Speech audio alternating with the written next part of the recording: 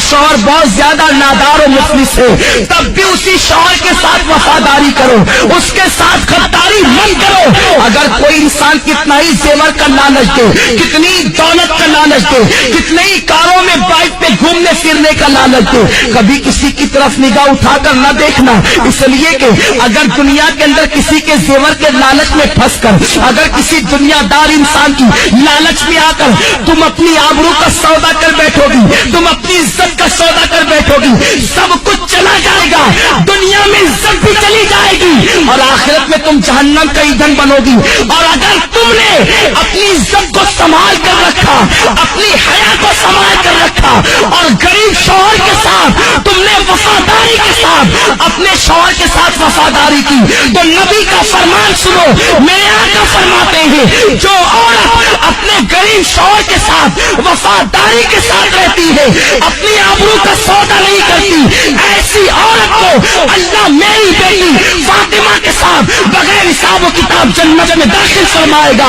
اب اگر تم بغیر حساب و کتاب جنت میں داخل ہونا چاہتی ہو سیدہ فاطمہ کے ساتھ، تو اپنی آبرو کا سودا نہ کرنا، کسی کے لالچ دینے میں نہ آنا۔ یہ زیور کیا حیثیت رکھتے ہیں، زیوروں کی کیا حیثیت ہے، سونے چاندی کی کیا حیثیت ہے، یہ اچھے لباس کی کیا حیثیت ہے، کاروں کی کیا حیثیت ہے، دنیاوی سواریوں کی کیا حیثیت ہے۔ جب تمہاری موت آئے گی تو سن لو، بڑھاپے میں مرنا ضروری نہیں ہے، جوانی میں بھی تمہیں موت آ سکتی ہے۔ اللہ اکبر، جب تمہیں موت آئے گی، اگر تم نے اپنی حیا کو بیچ کر زیورات حاصل کیے ہوں گے، یہی زیورات تمہارے بدن سے نکال لیے جائیں گے۔ اچھے اچھے لباس تم نے جو جمع کیے ہوں گے، وہ لباس بھی تم سے چھین لیا جائے گا اور تمہیں کیا پہنایا جائے گا، سادہ سا سمپل سا 2 گز سفید کپڑا جسے دنیا کفن کہتی ہے، وہ کفن تمہارے بدن سے لپیٹا جائے گا،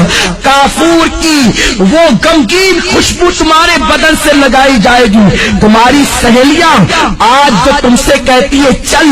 اس غربت میں کیا رکھا ہے، اس غربت میں کیا رکھا ہے، چل چل کر عیش کی زندگی گزار، یاد رکھنا ان ظالموں کی بات کبھی مت سننا۔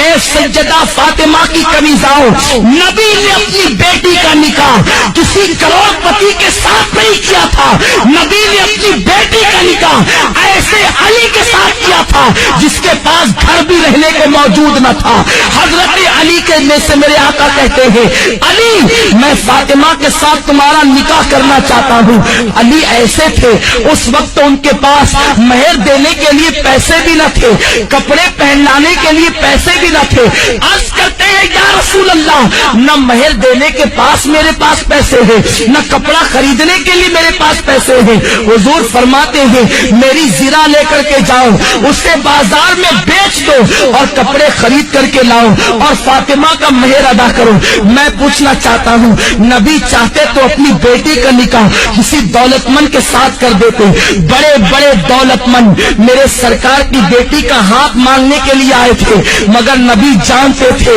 اگر میں نے اپنی بیٹی کا نکاح کسی دولت مند کے ساتھ کر دیا تو میری امت کی بیٹیوں کا کیا ہوگا، میری امت کی بیٹیاں زندگی کیسے گزارے گی۔ نبی نے اپنی بیٹی کا نکاح ایک غریب علی کے ساتھ کر کے دنیا کو بتا دیا کہ غریب شوہر کے ساتھ ایمانداری اور وفاداری کے ساتھ اپنی زندگی کو گزار دینا یہ نبی کی بیٹی فاطمہ کی سنت ہے، تمام جنتی عورتوں کی سردار کی سنت ہے۔ میرے آقا علیہ الصلوۃ والتسلیم کی کنیزاؤں سیدہ فاطمہ اتنے غریب ہی کے عالم میں اپنی زندگی کو گزارتی تھی کہ اپنے ہاتھوں سے چکی خود پیستی تھی، چکی پیسنے سے ہاتھوں میں چھالے پڑ گئے تھے، مشکیزہ بدن پر رکھ کر کے پیٹھ پر لاد کر مشکیزے سے پانی لاتی، نبی کی شہزادی کے پیٹھ پر اس مشکیزے کے کالے کالے نشان پڑ گئے تھے۔ میری بہنوں تم بھی تو اچھا لباس پہنتی ہو، نبی کی بیٹی تو 72 پیون لگی ہوئی ایک چادر اوڑھتی تھی اور ایک چادر کے علاوہ نبی کی بیٹی کے پاس دوسری کوئی چادر موجود نہ تھی۔ تم تو 3 مرتبہ پیٹ بھر کر کے کھانا کھاتی ہو ہو؟ نبی کی بیٹی تو 3 دن تک کے فاقے کرتی تھی، کیا نبی کی بیٹی کی زندگی تمہارے لیے نمونہ نہیں ہے؟ کیا نبی کی بیٹی کی زندگی تمہارے لیے اسوہ حسنہ نہیں ہے؟ ذرا سوچو تو صحیح، تم 3 مرتبہ پیٹ بھر کے کھا کے اللہ اور رسول سے بے وفائی کرتی ہو، اور وہ 3 دن فاقہ کر کے اتنی نماز کی پابند تھی کہ 5 وقت کی نماز بھی پڑھتی، تہجد بھی پڑھتی، اور جب نفل نماز پڑھتی تو ایک سجدے کے اندر پوری رات گزر جاتی اور سبحان ربی الاعلیٰ کا ترانہ گنگناتی۔ جب فجر کی اذان سنتی تو حسرت کے ساتھ سر کو سجدے سے اٹھاتی اور کہتی اے اللہ تو نے رات اتنی چھوٹی بنائی کہ تیرے محبوب کی بیٹی فاطمہ دل کھول کے سجدہ بھی نہ کر سکی۔ اے خاتون جنت کی کنیزاؤ، تم مسلمان ہو، تمہاری تقدیر کا ستارہ بہت عروج پر ہے، اللہ نے تمہیں ایمان کی دولت دی ہے، غیر مسلم عورتوں کو دیکھ کر ان کی طرح بننے کی کوشش نہ کرو، فلموں میں ہیروئن کو دیکھ کر ان کی طرح بننے کی کوشش نہ کرو۔ ذرا سوچو تو صحیح، میرے آقا فرماتے ہیں میں نے عورت کی عزت کو کعبے سے بھی بلند کر دیا ہے، تمہاری عصمت کو نبی نے کعبے سے بلند کیا ہے، تمہیں اپنے آپ کا کوئی خیال نہیں، تم پارکوں میں جا کر اللہ اکبر اللہ کی نافرمانی کر رہی ہو۔ اور سنو، کوئی کہیں بھی جائے سب کی نگاہ سے تو چھپ کر تم گناہ کر سکتے ہو، اللہ کی نگاہ سے تم کبھی نہیں چھپ سکتے۔ قرآن کہتا ہے ان اللہ کان علیکم رقیبا، تم جہاں کہیں ہو اللہ تم پر سخت نگرانی فرما رہا ہے۔ دوسرے مقام پر میرے رب نے فرمایا واتقوا اللہ ان اللہ خبیر بما تعملون، اللہ سے ڈرو کہ وہ تمہارے ایک ایک پل کی خبر رکھتا ہے۔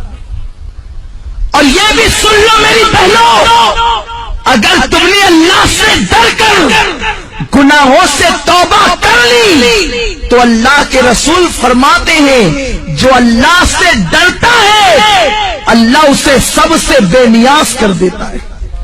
اللہ محتاجی کو دور کر دیتا ہے۔ جو اللہ سے ڈرتا ہے اللہ اسے ایسی جگہ سے روزی عطا کرتا ہے جہاں پر اس کا گمان بھی نہیں جاتا۔ آؤ